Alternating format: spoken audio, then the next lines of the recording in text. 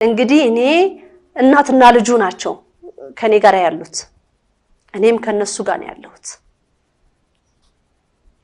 እንደውም ከዚህ በፊት ምን ብያለሁ እኔ ከወላዲተ አምላክ ጋር ነኝ ብዬ ተናግሬያለሁ እውነት ወላዲተ አምላክ እህተ ማርያም ካንቺ ጋር ነኝ ትላለች አንቺ ከሷ ጋር ነሽ ወይ ብላችሁ ደግሞ መጠየቅም ያስፈልጋል ካቱም ይሄ ጥያቄ መልስ ስለሚያሰጥ ማለት ነው ይሄን ደጋግሜ የምላችሁ ለምንድነው እኔ መልክቴ በጣም እየተራቀቀ ስለሚሄድ ማለት ነው እና እናንተ እየዞራችሁ ነገር በተመዛችሁ ጊዜ ማአቱን ቁጣውን ላያችሁ ላይ ስለምታመጡ ማለት ነው ፈተናውን ራሳችሁ ላይ ነው የምታመጡት እኔ እጓዛለሁ እስከምጓዘው ድረስ እጓዛለሁ እኔ ከእግዚአብሔር አለመሆኔን ምን ማስረጃ አለ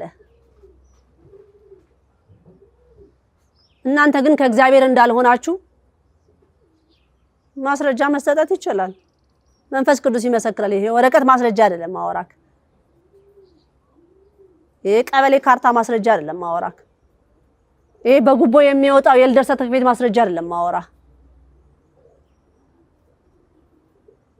የመንፈስ ቅዱስ ምስክርነት ነገስት እህተ ማርያም ዘኢትዮጵያ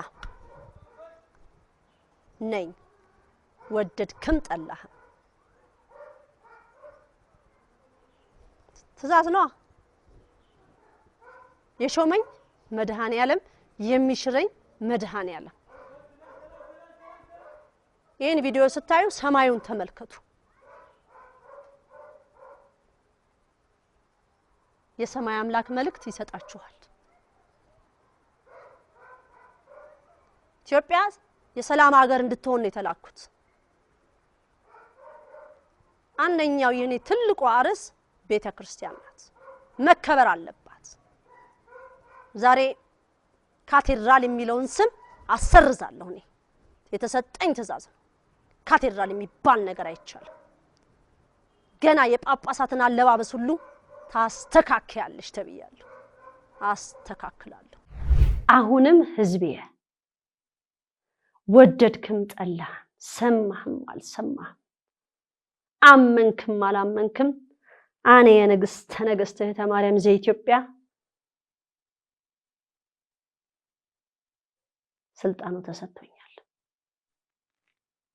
እገዛሃለሁ ማለት ነው ወደድክም ጠላህ የሰው ምርጫ ያስፈልጋል የሰማይ አምላክ ብቻ ከሱ ብቻ ነው የሚሆን የሚችለው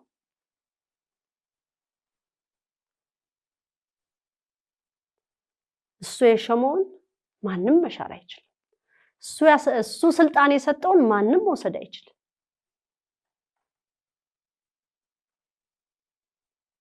እግዚአብሔር ስሙ የተመሰገነ ይሁን ይሄን መልእክት ትክክል ነው እውነት የእስራኤል አምላክ አዞናል እህተ ማርያም አንቺ እዚህ ጋር በተናገሪም እኛም ከዛ ይመጣልን መልእክት አለ ብሎ ለሚለው በትክክሉ ሰንበቱንም በትክክሉ ዘመን አቆጣጠሩን ሁሉንም አጽዋማቱንም መጠቀም ያለባችሁን እነግራችኋለሁ ማለት ነው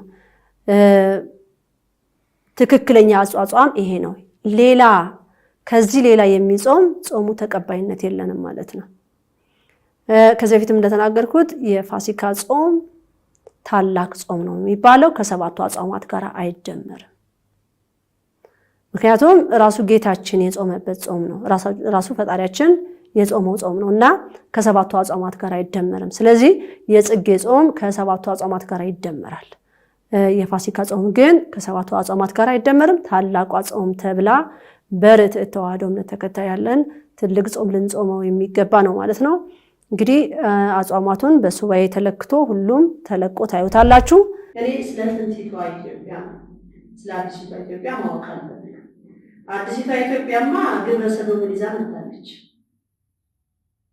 አምባገነኖችን ይዛ መጣለች ገዳዮችን ይዛ መጣለች ጨካኞችን ይዛ መጣለች ራስ ወዳድነት ሙስና አቤት እግዚኦ አቤት ሙስና ኢትዮጵያ ላይ አረስንቱ ተዘርዝሮ ማለት አሳልፎ መሰጣጣት ይህችን አዲሲቷ ኢትዮጵያን እንደማካት መብርሃን ወደ ጥንቲቷ ስትወስደኝ የሚደንቅ እስቲ እንደው ሁላችንም ስለ ጥንት ታሪክ ስናወራ ስንት ነገር ይወራላታል ኢትዮጵያ። ተዋህዶ ውጪ የሚመለከው በቀጥታም ሆነ በተዘዋዋሪ ይሄ ነው የሚመለከው። ጣዖት ነው የሚመለከው። ቀጥተኛውና ትክክለኛው ሃይማኖት እቺ ያስኳት ሃይማኖት ናት። ሌላ የለም።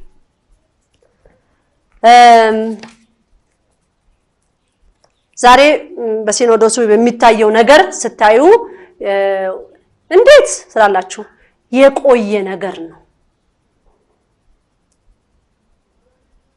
በጳውሎስ ጊዜ የተጀመረ ድርጊት ነው። ኃይለ ሥላሴም የጀመሩት ጉድ ነው። ዛሬ ቤተክርስቲያናችን ባንድ አይደለም እንደዚህ ስር የሰደዱባት ቆይቷል። ብዙ ዘመን አድርጓል። ቆጥሮ እየመጣ ነው። የተመቻቸው ላይ ሲያገኙት ግን አጸደቁት።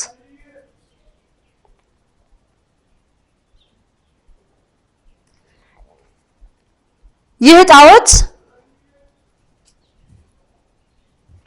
ኃይላቸው ነው፣ መመኪያቸው ነው፣ ገንዘባቸው ነው። እግዚአብሔርን ክደውታል። ስለካዱት የሚያመልኩት ይሄንን ነው። ይሄን ነው ዓለም ይግዛ ብለው የሚሉት። እኔ ደግሞ ይሄንን ረግጠዋለሁ ማለት ነው። በዚህ የምታምኑ ሁሉ ትርጉም የላችሁም ማለት ነው። ከንቱ ናችሁ። እኔ ከአውሬውና ከአውሬው ልጆች ጋራ ጦርነት ከጀመርኩኝ ቆይቻለሁ።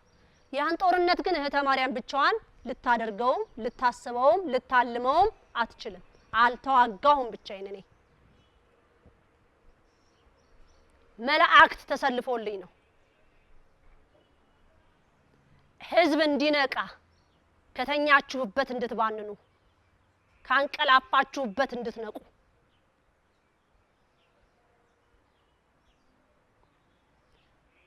አሁንም ይሄ የሚደረገው ማንገላታት ቤትህ አይደለም፣ መኖሪያ አይደለም፣ ይሄ አንተ ክልል አይደለም። ይብላኝልኝ ዛሬ በዘረኝነት ተከፋፍለህ ያለክ አቤት የሚጠብቅህ ቁጣ፣ አቤት የሚጠብቅህ መዓት በየቤትክ ይጠብቅሃል። ቆንጆ ነገር ይጠብቅሃል ቤት ላይ። እዛ የሰውን ቤት አፈናቅለህ ቤት ልትገባ ነውና ልትኖር ነው። ዘረኛ ለፍየሉ የሚሰግዱ ለፍየሉ የሚንበረከኩ እነሱም ከሰገዱለት በኋላ ደግሞ ህዝቡን እንዴት ወደሱ የሚያመጡበትን ነገር ሁሉ አያለሁና በቀላሉ ነው እነዛን ሰዎች እየጠራው ወይም ደግሞ ገጽታቸው ይቆምልኛል ማለት ነው። በበከሌ ስም ታጠመቂ ይባላለሁ ማለት ነው። እጠመቃለሁ። አሁን እንግዲህ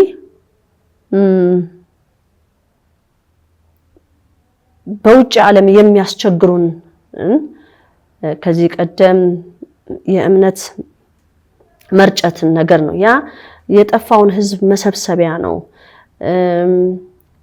የጨለመበትን ወይም ደግሞ እዛ እምነት ላይ ተቀምጦ ግራ የገባዋል እድል ይሰጠዋል።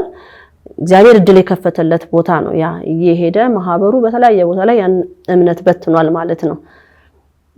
ብዙዎች ወደ ሌላ አቅጣጫ አድርገው ስለቀየሩት ከዚህ በኋላስ እዛ ቦታ ላይ መጥቼ እነዚህን ነገሮች መፈጸም አለብኝ የለብኝም፣ ቀጥታ ቤቴ ቁጭ ብዬ የተዘጋም ክፍልም ሊሆን ይችላል፣ ጉድጓድ ውስጥም ከተወይብ ይወዳል። ቀጥታ ይሄ የመንፈስ ቅዱስ አሰራር ነው።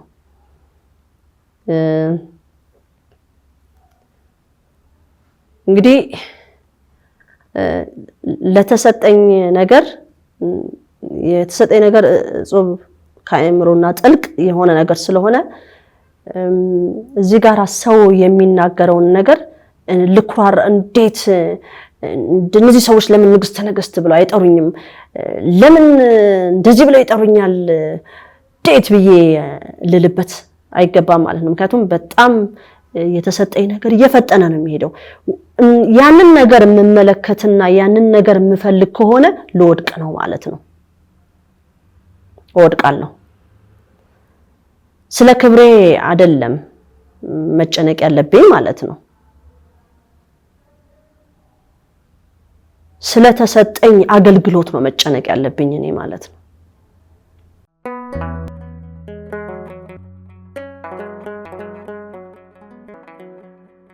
ዘኢትዮጵያ